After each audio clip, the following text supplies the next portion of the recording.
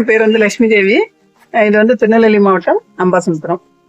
நான் வந்து ஒரு 18 வருஷமாக வந்து விவசாயம் பண்ணிகிட்ருக்கிறேன். என்னுடைய உடல்நிலை காரணமாக தான் இந்த விவசாயத்துக்குள்ளே வந்தேன். ஆனால் வந்த பிறகு அதுவே வந்து ஒரு சந்தோஷமான ஒரு வாழ்க்கையாக இருக்குது.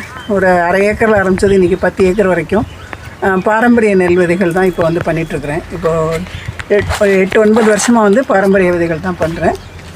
விதைகளும் உற்பத்தி பண்ணுறேன். அதே மாதிரி நெல் உற்பத்தி பண்ணி அரிசியாக்கி அவலாகவும் வந்து கொடுக்குறேன். இயற்கை விவசாயம் போது நமக்கு வந்து மாடுகள் வந்து ரொம்ப முக்கியம் அப்படிங்கிறது என்னுடைய கருத்து. ஸோ அதனால் வீட்டில் வந்து நாட்டு மாடுகள் வளர்க்குறேன். அதுலேருந்து பஞ்சகவியம், அதுக்கு பிறகு வந்து அமிர்த கரைசல், ஜீவாமிர்தம் இதெல்லாம் நம்மளே தயார் பண்ணிக்கிறோம். அப்புறம் சுற்றி நமக்கு வேணுங்கிற அளவுக்கு மரங்கள் இருக்குது இல்லையா, வேப்ப மரம், என்ன நொச்சி இருக்குது. ஸோ அதுலேருந்து தேவையான அளவுக்கு நமக்கு ஏதாவது 7 இலை கரைசலோ 5 இலை கரைசலோ பண்ணணுன்னாலும் நம்ம அதுவும் பண்ணிக்கிறோம்.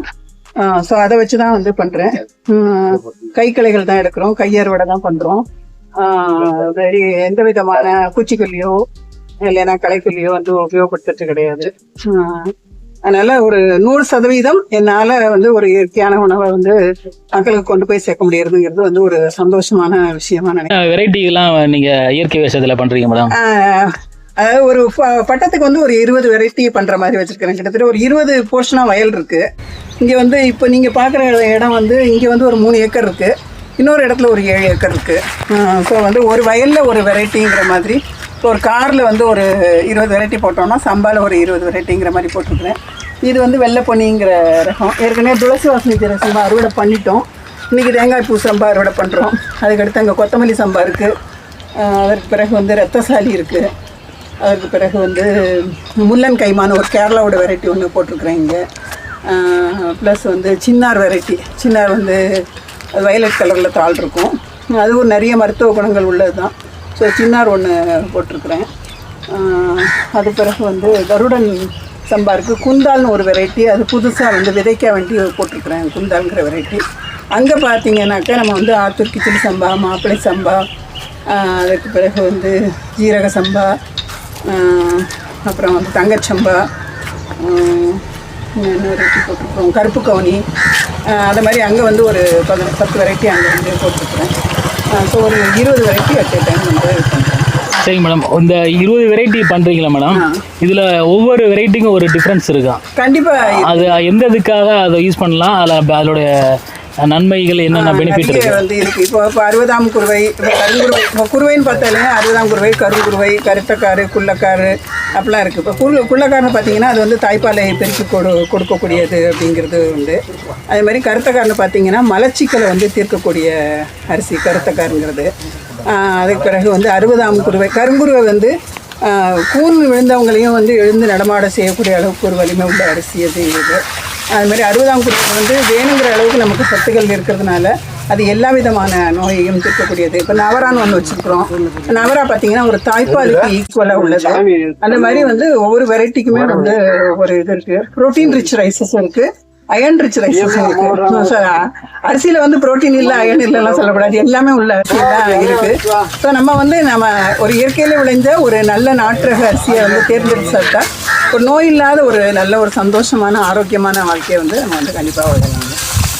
ரொம்ப அருமையாக சொன்னீங்க மேடம்.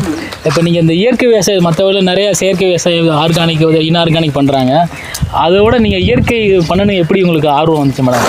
அது வந்து என்னுடைய ஒரு 27 வருஷ பயணத்தில் பிஎஸ்என்எல் ஒர்க் பண்ணும்போது என்னுடைய உடல்நிலை சரியில்லாமல் போச்சு. ஸோ வந்து அந்த உடல்நிலையிலேருந்து என்னை மீண்டு வர்றதுக்காக வேண்டி, நோயிலேருந்து மீண்டு வர்றதுக்காக வேண்டி தான் இந்த விவசாயத்தை தேர்ந்தெடுத்தேன். அது நம்மளே செஞ்சால் தான் ஒரு நல்ல உணவு கிடைக்குங்கிறதுனால தான் தேர்ந்தெடுத்தேன். ஸோ அப்படி வந்துடும் பொழுது அது ஒரு நிறைய மாற்றங்களை நமக்கு கொடுத்தது அப்படிங்கிறது தெரிஞ்சது. என்னுடைய நோயெல்லாம் தீர்ந்து வந்து நல்லானே. ஸோ அதை வந்து மக்களுக்கும் கொண்டு போகணுங்கிற ஒரு இதில் வந்து இப்போ வந்து செஞ்சுருக்கேன். ரொம்ப அருமையாக சொன்னீங்க மேடம். இப்போ நீங்கள் ஆர்கானிக் பண்ணுறதுடைய நன்மையில் வந்து மற்றவங்களுக்கு செய்யலாங்கிறதுக்கு என்ன ஒரு மோட்டிவேஷன் கொடுக்கலாம்?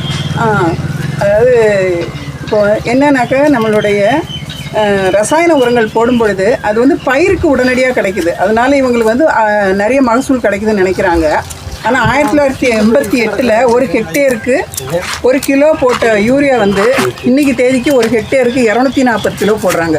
ஸோ 240 மடங்கு அதிகமாக இருக்குது 1958க்கும் இப்போவும்.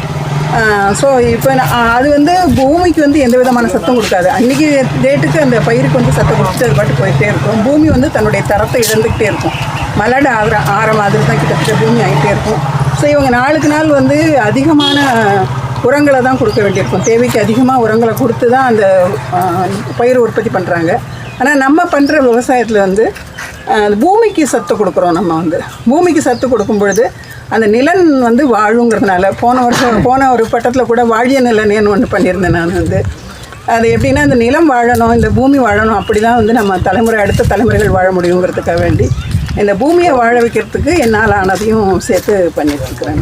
மற்றவங்களுக்கு நீங்கள் என்ன சொல்ல விரும்புறீங்க? கண்டிப்பாக வந்து இந்த பூமி வாழணுங்கிறத வந்து கருத்தை வந்து எல்லாரும் வந்து மனசில் வச்சுக்கணும். அப்படி பூமி வந்து நம்ம நிலைச்சிருந்தால் தான் ஒரு நிலைத்த வேளாண்மை வந்து நமக்கு கிடைக்கும்.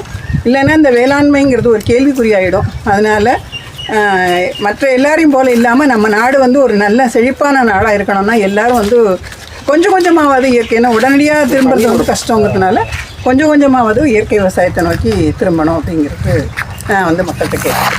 ஓகே மேடம், ரொம்ப சிறப்பாக சொன்னீங்க மேடம். உங்களோட விவசாயம் வந்து செழிக்கிறதுக்கு அமோகம் சார்பாக நன்றி தெரிவிச்சுக்கணும் மேடம். வணக்கங்க, ரொம்ப நன்றி.